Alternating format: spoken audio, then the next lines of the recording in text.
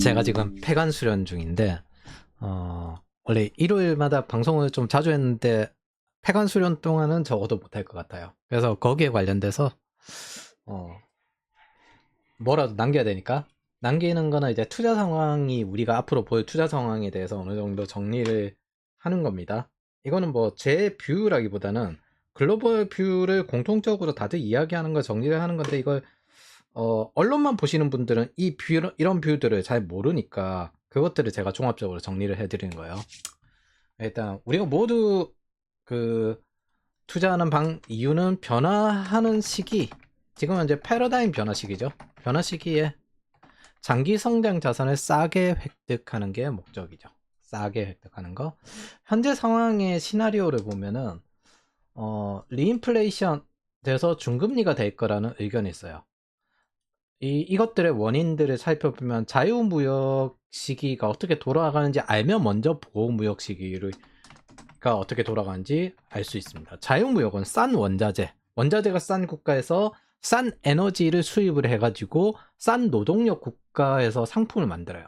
그래서 소비 국가인 유럽과 미국에 수출하는 방식으로 이렇게 진행을 했습니다. 이거를 좀 더 작게 생각해 보면 지방 거점 도시가 소비 도시처럼 되어 있는 거랑 똑같아요. 대구가 여기 있으면은 대구 주변에서 공장이나 이런 데서 일을 해가지고 대구에 와서 돈을 씁니다. 그리고 일하러 가는 건 다시 외부로 나가요. 이런 것처럼 그 부산도 근처에 그렇고 그런 식으로 소비 도시로 동작을 하는 겁니다. 서울도 사실 비슷하죠. 그리고 수도권 서비스, 기술, 문화, 예술 사업, 고수익 사업들이 수도권에 집중이 되는 겁니다. 이게 뭐 소비 국가에 집중이 되는 거랑 같습니다. 브라질이 리인플레이션이 되고 있고 일본이 금리가 오르고 있는 이 배경도 여기에 어느 정도 연관이 돼요.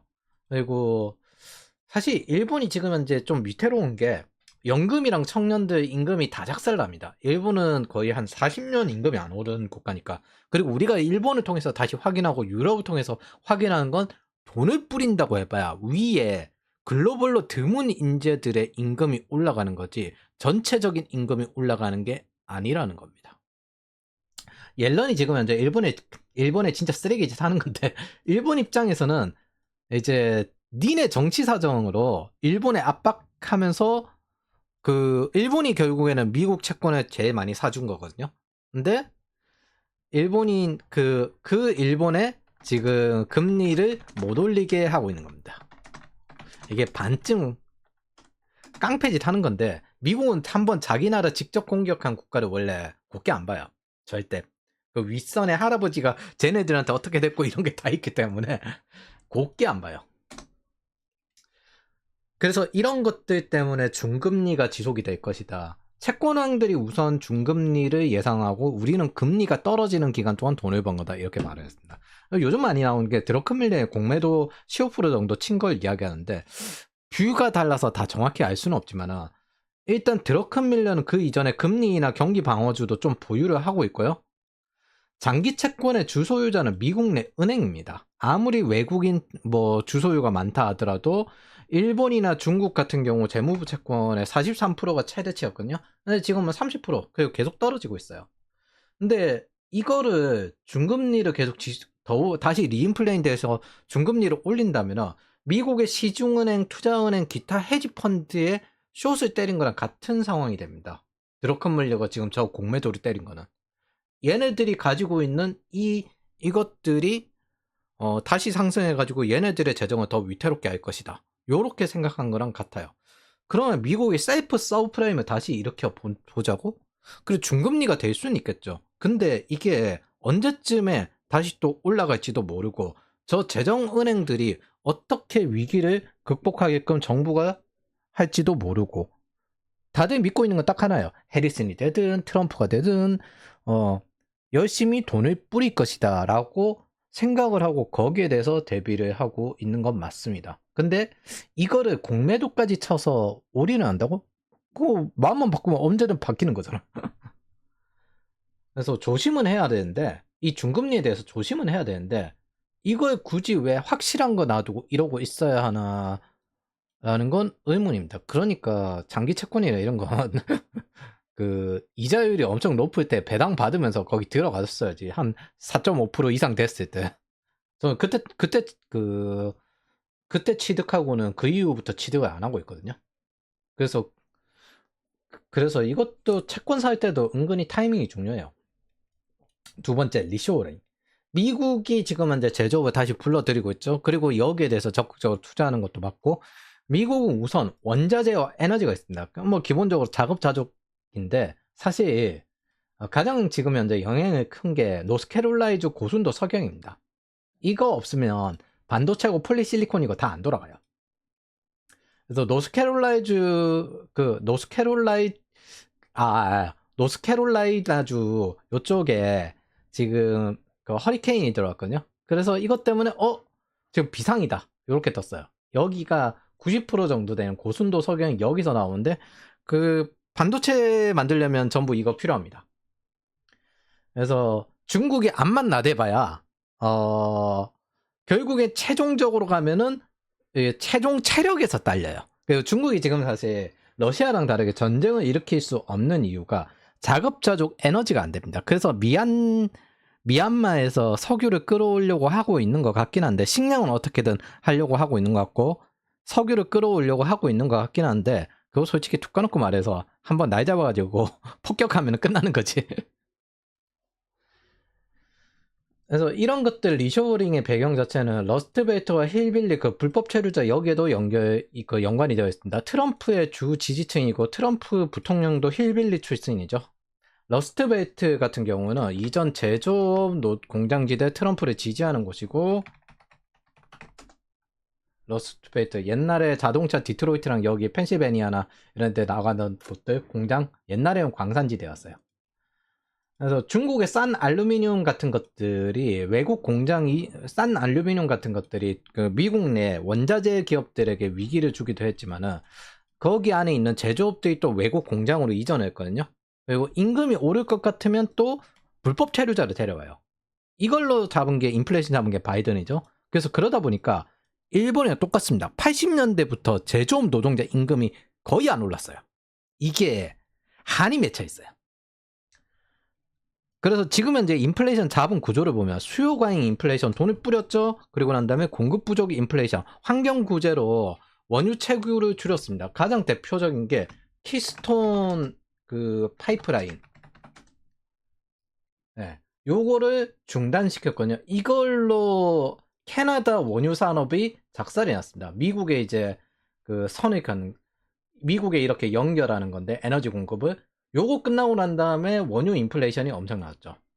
그리고 그러다 보니까 임금 상승 인플레이션이 나는 겁니다. 그게 우리가 지금까지 겪었던 인플레이션이죠. 자, 임금 상승 인플레이션을 막기 위해서 뭐예요? 불법 체류자로 커버합니다. 불법 체류자를 대량으로 받아요.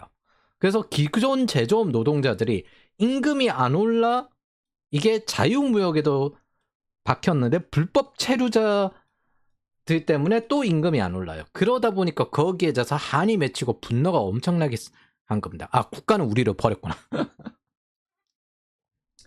그래서 리쇼어링과 AI를 합치고 그 다음에 불법 체류자를 끊어버리니까 바로 임금이 오른 것도 요 제조업 노동자들입니다. 그래서 그 트럼프 때 임금이 많이 오른 것도 그 배경이 있어요. 그래서 미국의 블루컬러 버블도 이런 온디맨드 생산에 영향을 좀 받고 있습니다. 10년 전에 나왔던 것들이 이 온디맨드 생산이라든지 각 지역에 생산한다는 것들이 지금 정부 주도와 함께 나오고 있고, 지금 현재는 자유무역 방식의 생산과 온디맨드 생산과 이것들이 지금 현재 혼재되어 있는 상태인데, 장기적으로는 각국 정부들이 재정의 정책을 펼치면서 온디맨드 생산 위주로 최대한 늘리지 않을까 생각을 합니다. 그리고 저 제조업이라는 것들이 엄밀히 말하면은 상황만 되면 24시간 내에 빠르게 방산업체화 됩니다. 우리나라 공장들도 다 똑같아요. 24시간 내에 빠르게 총알 생산하는 공장들 많아요. 전쟁이 나면은. 그래서 특히나 이런 제조업들을 더더욱더 가져올 생각을 많이 할 겁니다. 지금은 전쟁이 나기 딱 좋은 시기니까. 세 번째, 패권국가, 내수국가. 패권국가는 에너지, 식량, 원자재, AI, 뭐 자본도 있고요. 옵션이 다양합니다. 이런 나라는 미국밖에 없어요. 다 있어요, 다 있어. 기술, 여차하면 글로벌 인재를 뽑지. 임금, 여차하면 불법 체류자를 뽑지. 이런 식인데, 혁신의 용광로입니다. 여기를, 그래서 스타트업 씬에서는 이 나라를 혁신의 용광로라고 해요. 전 세계 글로벌리스트, 사업가, 투자자, 엔지니어 다 몰리는 이 사람들은, 간단히 말하면은, 자기들이 세금 혜택을 받고, 그 다음에 초과 수익을 올릴 수 있는 시스템을 이용할 수 있는 곳을 찾아서 옮겨 다녀요. 그리고 요 사람들이 여기에 다 몰리고 있죠. 그래서 에너지, AI 옵션 이런 게 다양합니다. 반대로 내수국가, 인도, 인도네시아.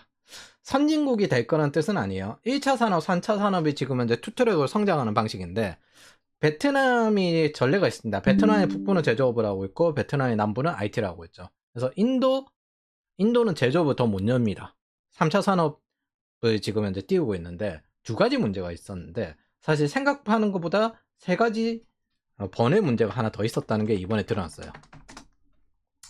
에너지가 우선 부족합니다. 인도는 석탄을 가지고 제조업 공장을 돌리는 게 많은데, 인도의 지금 석탄 보유량도 떨어지고 있거든요. 석탄을 아직 써야 할 정도로 제조업을 돌릴 에너지가 부족하다는 뜻이에요. 신재생이고 뭐고 일단 무슨 에너지는 다 만들어봐. 이게 지금 현재 인도의 관점이에요. 그래서 러시아 원유도 싸게 사서 쓰는 겁니다. 제조해봐야 이 나라는 수출할 곳이 없어요. 자기들이 쓸 것도 부족합니다. 게다가 지금도 빈부격차가 큰데 이 빈부격차를 극대화시키는 제조업을 한다? 장난 아닙니다. 심지어 이게 5%에서 7% 성장이라서 이 이상 성장하면 더 문제가 심각해져. 그리고 제조업을 하면은 기존에 40대, 50대 요쪽 오래 일했던 사람들이 연공서열제로 계속 올라가지, IT가 나오면 젊은 층이 올라와가지고 그거를 따라잡아서 어느 정도 빈부격차를 완화하거든요. 그래서 인도는 5% 7%안 그래도 성장하고 있는 상황에서 에너지도 부족한데 여기에 제조업을 때려박는다? 대단히 어려워집니다. 그래서 데이터 센터는 전기만 써요. 공장은 석탄도 쓰고 석유도 쓰고 천연가스도 쓰고 화력발전 등등등 이런 거 다 필요한데, 전기도 다 필요한데, 데이터 센터나 AI나 3차 산업들은 주로 전기만 씁니다. 그러다 보니까 3차 산업 FDI가 주로 확대가 되는 거죠. 그게 장점을 극대화하는 거예요. 이미 증시 상위권에는 IT 기업이 차지하고 있고, 자기네들은 공학, 과학, 인재가 많으니까. 그리고 이번에 이거 없나? 살짝 가보면은 인도 FDI를 쓱 보면은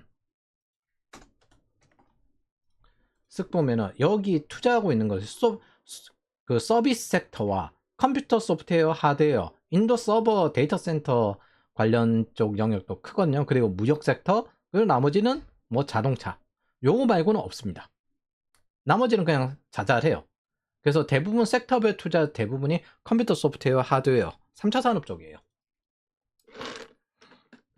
이번에 하나 나온 게 공산당 문제입니다. 지금 현재 모디 총재가 있는 쪽이 우익 빅텐드 인도 인민당이거든요.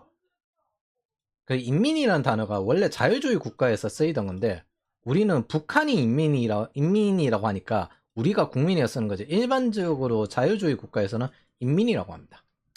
좌익에 속하는 인도 국민회의, 간디 쪽이 이쪽인데, 이게 사회주의 인터내셔널이고 빅텐트 인도 공산당이 여기 안에 속해 있어요. 그래서 인도 공산당의 지원을 받는 인도 노동조합센터, 이쪽 노동자들이 무기한 파업에, 삼성전자 공장의 무기한 파업에 돌입하기로 했는데, 그 요구하는 게 주 35시간 그리고 고용 세습을 요구합니다. 그래서 삼성전자 뒤통수 맞았다 이렇게 하는데, 정확히는 인도에 공장하기에는 좀 위험하다, 요렇게 나오는 게 커요. 사실 인도 인민당이 최근에 이제 띄운 거지, 기본적으로는 간디 기반의 인도 국민회의가 메인이었습니다. 그래서 여기가 사회주의 인터내셔널에 가입되어 있는, 글로벌적으로도 사회주의를 추구하는 곳이고, 여기 빅텐트 안에 인도 공산당이 있습니다. 어디서 많이 본 이게 마크죠? 보통 요런 데는 서기장이라고 집어넣는데, 지금은 이제 스페인인가? 스페인 쪽이 이제 서기장이 되실 거예요. 예, 지금은 이제 여기 서기장. 그래서 지금 인도가 뒤통수를 친 게 아니라 이제 야당 쪽으로 밀려난 빅텐트 안에 속하는 인도 공산당이 뒤통수를 친 거죠. 그래서 이런 게 아직 남아있기 때문에 와, 인도에서 공장하기엔 위험하다. 이게 외국인들에게 하는 메시지도 여전할 겁니다. 솔직히 어느 나라 마르크스주의자들은 다 똑같이 해악이에요, 해악. 레디컬 페미니즘도 이거 마르크스주의 페미니즘이잖아요. 인도에서 뒤통수를 맞아보는 게 아니라 마르크스주의자, 사회주의자들에게 뒤통수를 맞았다가 정확하죠. 왜냐하면 마르크스주의자들은 역사 유물론과 계급투쟁이 핵심 독트린이고 아직도 변하지 않았습니다. 그래서 여러 가지 별별 짓을 하고 폭력을 하든 뭘 하든 저건 뭐 계급투쟁의 과정이며, 이게 너네들이 이걸 가지고 우리를 자꾸 법인이 뭐니 이렇게 단죄를 하는 것은 계급투쟁을 혁명을 막는 아주 사악한 짓이다. 요게 지금 상위사회 하위사회 기반으로 이야기를 하는 것들이고, 사실 사회주의자도 뭐가 다른지 모르겠어요, 솔직히. 모든 사회주의자는 결국 뒤통수를 때립니다. 제3의 길도 보면 결국에는 뭐예요? 주거비 상승했는데, 근데 정치인들은 이걸로 부동산이 대박이 났잖아요. 진보 정치인들이 부동산 잘합니다.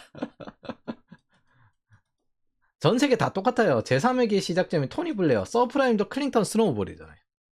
그래서 대부분 보는 건 인도 내수가 중요하기 때문에 뭐 제조업은 좀 무조건 많이 팔아야 되니까 이 내수를 보고 접근하는 게 있습니다. 그리고 그 많이 팔기 위해서 접근하는 한 군데가 더 그 인도네시아입니다. 인도는 내수만 생각하자, 그렇게 보면 되고, 아 여기 있구나, 그럼 위에 거 지워야 되겠다. 인도네시아. 인도는 좀 관점이 다른 게, 여기는 수출을 해야 돼요. 수출을 해야 되는데 원자재가 많아요. 그래서 우리도 자원 가공 능력 키워야 되겠다. 제조업을 키우자. 그래서 원자재 기반 반쯤 협박을 합니다. 니켈 원강 수출 중단, 보크사이드와 구리 정강 수출 중단하는 계획이고, 전부 여기에 공장에서 만들어서 가져와라. 예, 이렇게 이야기합니다. 현대차나 키움증권도 잘 공략하고, 우리 2차 전지도 여기랑 사바사바를 잘해야 됩니다. 그래서 개인 단위로 가기에는 똑같이 뭐 인도나 인도네시아 이런 거는 선진국처럼 신용 안 가는 리스크를 감당하고 가는 거고, 뭐 IT 공식 일자리도 계속 늘리고 있거든요. 일자리 공석. 이런 거 늘리고 있기 때문에 여기도 공략하는 게 맞습니다. 투자 대상에서는 전체 자산의 미국이 60%라면 제가 이제 대충 생각해 보면 한국, 일본을 30%, 그다음에 신흥국을 15% 정도씩 투자할 만하다. 요 정도로 생각합니다. 그러니까 어차피 이거 계속 장기 성장할 거라면 10%만 투자해도, 예, 10%만 투자해도 200% 수익이 나올 거라고 계산을 할 수 있기 때문에, 예. 미국 60%, 한국, 일본 30%, 그리고 신흥국 한 10에서 15%. 개인적으로 비트코인 투자하는 것보다는 좀 더 안정적이지 않을까. 리스크로 따지면 미국, 한국, 일본, 신흥국, 비트코인. 비트코인을 전액 투자하고 이러지는 않잖아요. 이런 것식으로 접근한 게 맞다고 생각을 해요. 할인율은 보수적으로 사서 10%에서 25%. 제일 보수적이면 10년에 2.5배에서 10년에 10배, 요 정도적으로, 요 사이 어딘가쯤으로 계산을 하고, 이런 구조적으로 하나 만들어 놓고, 거기서 나머지는 세부 조정하는 식으로 접근하는 게 맞다라고 생각을 합니다. 물론 저 신흥국에, 인도가 들어갈지 인도네시아가 더 들어갈지 그런 거 우선순위 아직 못 잡았어요. 그래서 이번 하락만 잘 피하고 적당히 저점에 사면은 연평균 10% 정도는 노릴 수 있을 것 같다. 타이밍 한 번만 잘 잡으면 요 정도로 생각하고 접근하는 겁니다. 네 번째, 우리에게 지금 가장 큰 게 전쟁이죠. 근데 제가 이거 드러큰밀러를 개인적으로 좋아하는데 저걸 그대로 추정하기가 어려운 이유가, 중금리가 되려면 일단 전쟁이 안 나야 됩니다. 방산기업이 좋아질 것이다, 사이버 보안이 좋아질 것이다, 이런 건 섹터고요. 상황을 이야기하는 거니까 전쟁이 날 것 같아. 제 개인 생각이 이래요. 전쟁이 날 것 같아. 전쟁이 날 것 같다. 그래서 GDP, 미국 GDP가 좋아요. 민간 경제 작살나는데 고정 수익자들이 작살났습니다. 사실은 미국 뭐 고정 수익자들도 작살났고, 사실 자영업자들 제일 작살났죠. 다들 제일 작살났죠. 근데 이 GDP가 좋다고 경제가 좋다, 뭐 사회부와 경제 성장 요 두 가지 선에서 보통은 결정을 하는 건데, 이 GDP가 좋다고 사회보호가 잘 됐다 이렇게 생각하면 러시아 GDP는 지금은 이제 전쟁 이후부터 잘 성장 중이거든요. 왜냐하면 전시 경제니까. 디플레이션이 원래 러시아가 있었어요. 그래서 전시 경제를 돌려가지고 이걸 성장을 시키는 겁니다. 지금은 이제 2024년에는 더 좋아요. 초과 생산으로. 이게 탱크를 만드는 전시 경제입니다. 물론 이제 현금이나 약발이나 이런 것들 떨어졌다고 하긴 하는데 여전히 어쨌든 저 디플레이션을 극복시킨 러시아 상대는요. 그러면은 러시아 GDP 올랐으니까 러시아 경제가 굉장히 좋고 러시아 사는 사람들이 굉장히 좋구나 이 생각하는 거랑 같습니다. 여러분들도 사실 지난 2년간 뭐 고금리 고환율 그다음에 고에너지 뭐 삼고 상태에서부터 한 2년 버텨왔는데 2022년부터 버텨왔는데 엄밀히 말해서 채용도 줄고 지금 현재 사실 쉬어가야 되는 시점이잖아요. 더 좋아지는 상태는 아니잖아요. 그래서 사회보호와 GDP가 안 맞을 가능성이 높고 저 GDP는 GDP를 먹으려고 노력하는 수밖에 없습니다. 그래서 보통 투자를 하는 거죠. 내가 있는 섹터 영역들이 잘 나갈지 안 나갈지 모르거든요. 예를 들어 지금 현재 방산이나 전력 쪽은 잘 나가요. 잘 나가겠죠. 근데 건설이라든지 IT 서비스업이라든지 이쪽은 지금 위태롭죠. 이런 것처럼 섹터별로 돌아갈 때가 있고 어떤 쪽이 디플레이션 오면 어떤 쪽이 인플레이션이 나와야 되고 고정급 받는 사람들도 어느 정도는 사회 보호의 그런 경제 성장의 과실을 먹어야 될 지점이 있기 때문에 사실 디플레이션이 어느 정도는 필요하다고 저는 생각을 합니다. 뭐 그 와중에서 버는 사람들도 있을 테고. 이거는 전에 보면 뉴딜이랑 똑같아요. 뉴딜 과잉 생산으로 인한 디플레이션을 해결하기 위해서 돈을 뿌렸는데 수요 과잉이 안 됐어요. 그러다 보니까 전시 경제로 넘어가고 난 다음에 해결이 됐습니다. 즉 2차 세계 대전이 이 디플레이션을 해결한 거죠. 대공황. 전시가 끝나고 이제 세팅이 이렇게 이루어집니다. 아이는 학교로 가고 여자는 집으로 가고 결혼해. 노인은 은퇴해. 젊은 남자는 군대로 가. 그럼 뭐 아버지들만 남아라. 니네만 생산해. 이렇게 하니까 그래 사회 문제도 해결되고 그 다음에 인플레이션도 계속 일어나는구나. 경제 성장은 인플레이션이니까. 그래서 돈을 좀 써야 인플레이션이 나니 자동차 가지고 교회로 놀러가고 휴가 가라는 겁니다. 여러분들이 생각하는 보편적인 가정이란 기준은 있잖아요. 루즈벨트가 설계한 미국에서 트루먼 거쳐서 이렇게 만들어진 겁니다. 이게 전형적인 전업주부형 가정이죠. 그래서 이 당시에는 이때 패러다임으로 이렇게 바뀐 거예요. 그 이전에는 전부 아이도 일하고 노인도 일하고 다 일하는 시기였어요. 여자는 뭐 일 안 했나? 다 똑같이 일을 했지. 애도 일하는데 4-5살 애도 일하러 가는데. 5번째 AI 섹터. 생명공학, 에너지 혁신, AI 다 있습니다. 지금 여기 안에 다 들어가 있어요. 빌 게이츠가 앞으로 3가지가 아주 클 것이다라고 했거든요. 일단 에너지 혁신, 생명공학, AI 요 3가지라고 이야기를 했는데 뭐 그런 것들은 우리에게 좋은 투자 소스가 될 수 있죠. 일단 이걸 좀 나눠 생각해보면 클라우드 데이터 센터 거기에 관련된 각종 하드웨어라든지 뭐 소프트웨어라든지 그리고 HBM 반도체 그리고 AI 인재 부족으로 지금 열심히 미국으로 가고 있고 장기적으로는 클라우드 소프트웨어와 인재 이런 부분이에요. 이쪽은 수요를 만드는 쪽이고 이쪽은 그 수요에 맞춰서 제철소 같은 거죠. 경부고속도로 이쪽에 지으면은 건설사 하면은 그래 우리는 제철소 만들어서 공급한다. 이런 거에 가깝죠.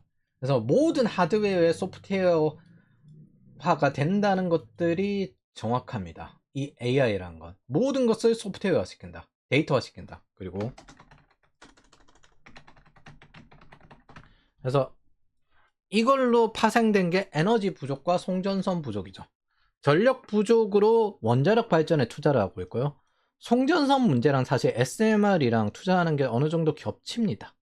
왜냐하면 저 멀리 있는 발전소에서 여기까지 에너지를 끌어오기에는 너무 힘들어요. 그래서 제가 전에 한번 말했듯이 원자력 발전 회사가 그냥 부지까지 다 준비해놓고 자 옆에 다 지었으니까 너는 저기에 데이터 센터만 들어가. 네, 이런 식으로 하는 거랑 같아요. 그래서 송전선 문제가 미국의 주 단위에서는 정치적인 이슈까지 만들어지고 세금 혜택을 더 이상 못 해주겠다. 이거 해봐야 어차피 송전선 다 갈아 끼워야 되는데 이런 식으로 이야기할 수준까지 왔기 때문에 그런 의미가 있습니다. 그래서 이걸 지금은 이제 우리나라가 잘 먹고 있죠. 송전하는데. 그래서 그러다 보니까 구리 부족, 니켈 부족. 미국의 전력망이 사실 100년 전 전력망이거든요. 거기에다가 이 구리 부족, 니켈 부족인데 보호무역지 인도네시아가 수출 안 해! 이렇게 하니까 그럼 더 골치 아프죠. 고전압하려면 니켈이랑 구리랑 섞어야 되거든요.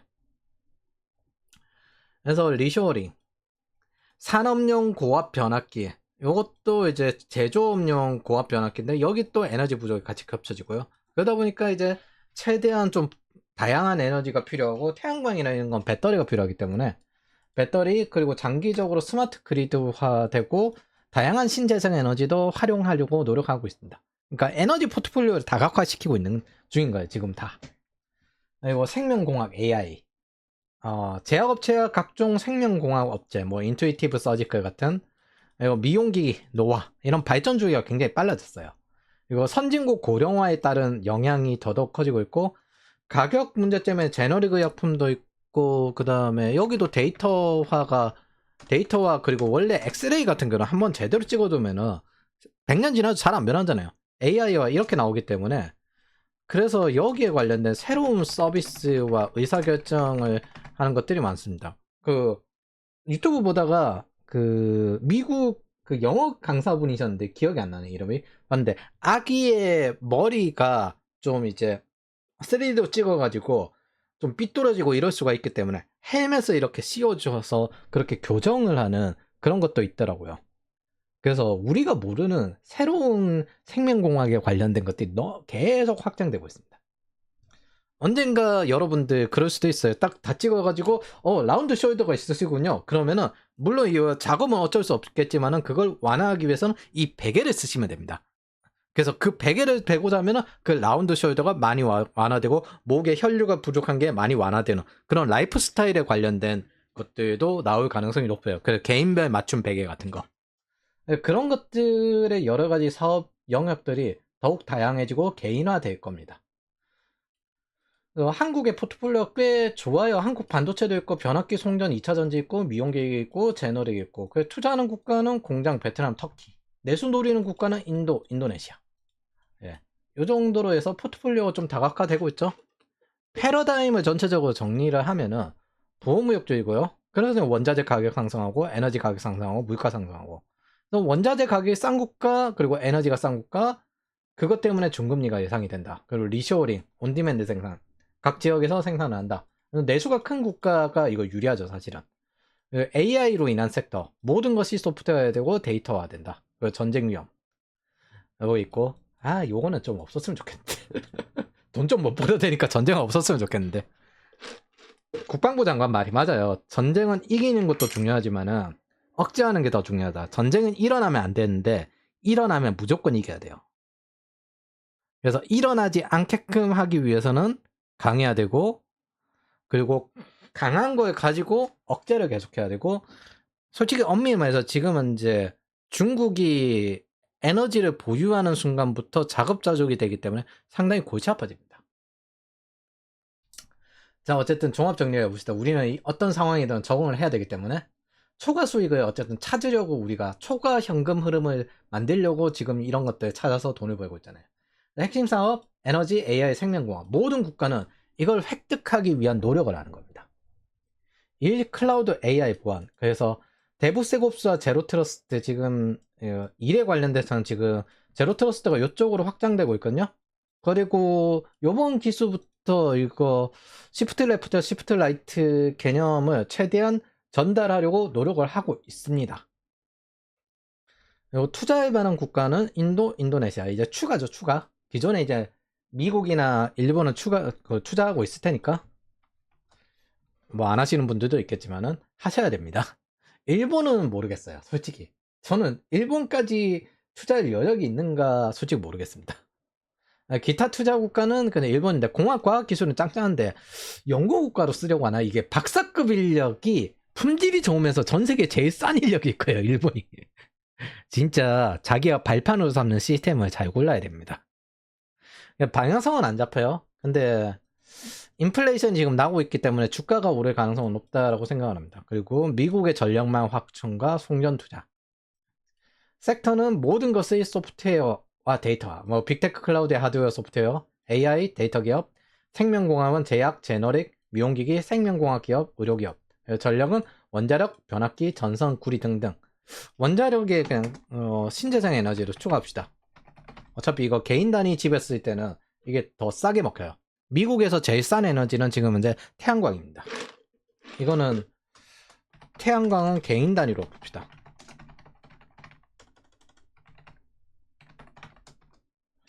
그래서 우선순위에 따라서 자산 배분을 어떻게 하는가는 아직 미정입니다. 뭘 해야 수익이 제일 높을까 아직까지 미정이고, 어쨌든 최대한 아마 저는 모르는 걸 빼려고 노력하지 않을까. 내가 이것까지 이야기하는 너무나도 먼 영역이다. 알기 너무 힘들다. 중요한 거는 팬데믹에 다들 그렇게 망해도 살 사람은 살았다는 겁니다. 우리는 변화하는 패러다임에 미리 준비하고 적응을 해야죠. 전쟁이 나더라도 그렇게 해야죠.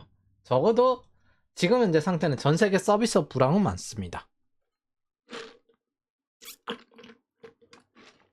자, 그럼 여기서 항상 다시 되돌아오는 거. 투자의 기본. 투자에 대해서 중요한 원칙. 유동성이 있는 곳에서 싼 것을 찾아야 된다. 물고기가 있는 곳에서 낚시를 하는 것이라는 게 이제 찰리 먼고옹의 말씀이죠. 목적은 자산을 획득하는 게 아니에요. 장기적으로 성장하는 현금 흐름을 늘리는 것.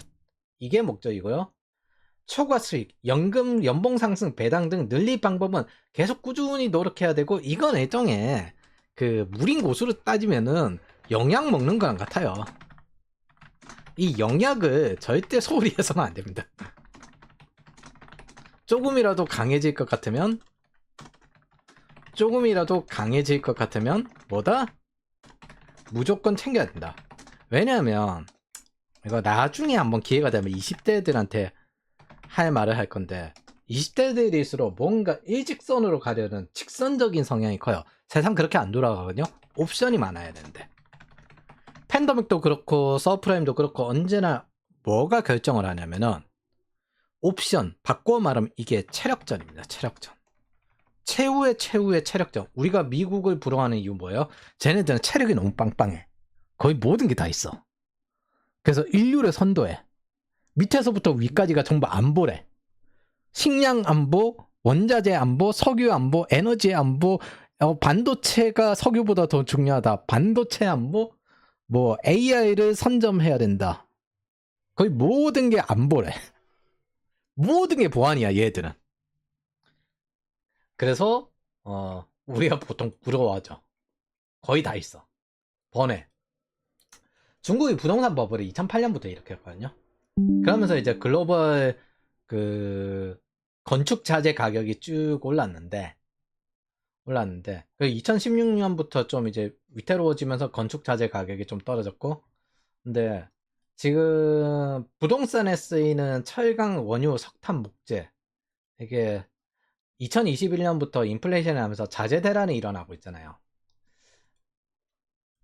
이걸 생각하면 건설 자재가 팬데믹보다 더 심할 것 같은데, 자재는 글로벌 공통 쓰는데 인도네시아가 지금 뜨고 있단 말이에요. 중국, 미국은 다시 또 돈 풀고 있고, 요것만 봐도 이거 재건축 되나? 재건축 가능한가? 이 생각이 많이 듭니다. 그러면은 저걸 어떻게든 커버하기 위해서 모듈러 공법을 해야 되나? 그럼 모듈러 주택의 문제, 목조. 우리나라가 유럽처럼 잘 버티는 목조, 이거 안 될 것 같거든요? 유럽이랑 우리나라랑 기후가 달라서 아직까지 로컬라이징이 안 됐다고 생각해요. 그럼 기와를 단독주택 지으신 분들 하신 말씀에 목조주택 짓느니 콘크리트로 짓는다. 그걸 후회하시는 거 많이 들었어요. 그리고 시공 가격도 들어갑니다. 근데 이게 밑에 바닥 다지는 거, 그 비용 합치면 건축비랑 비슷해질 수 있어요. 모듈러 공법이.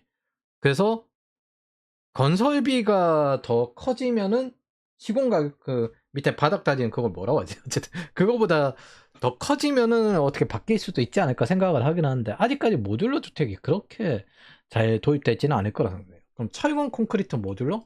이건 그냥 건축이랑 뭔 차이지? 로봇이 짓는다 이건가? 그 외에 모듈러를 싫어하는 성향이 한국에 좀 크거든요.